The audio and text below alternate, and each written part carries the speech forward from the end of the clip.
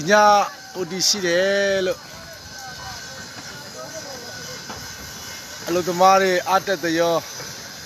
လုံနေတဲ့ချိန်မှာကျွန်တော်တို့ကတော့ထိုင်နေပါတယ်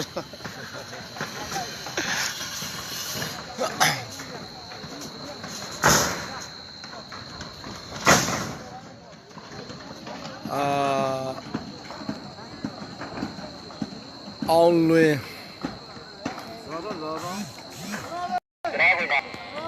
တင်းမီတဲ့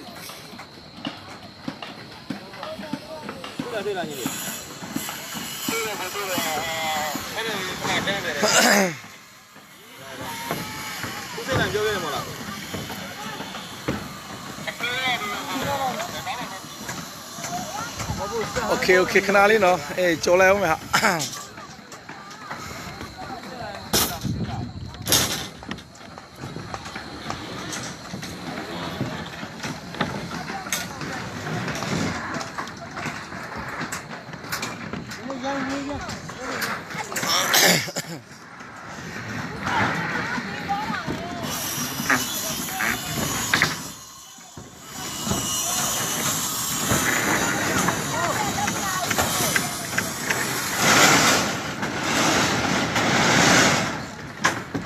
စီဆောင်မှာတန်ထိုးနေတာဖြစ်ပါတယ်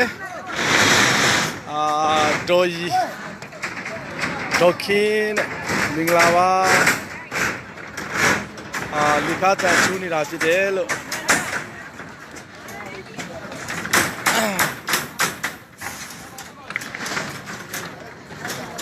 ရလာပြော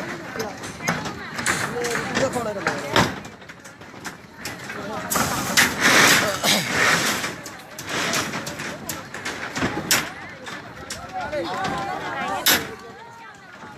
9 နာရီနဲ့ပြန်လို့ပြောနေပါတယ်ဟုတ်ပါတယ်ခင်ဗျာကျူစာပန်းစာည10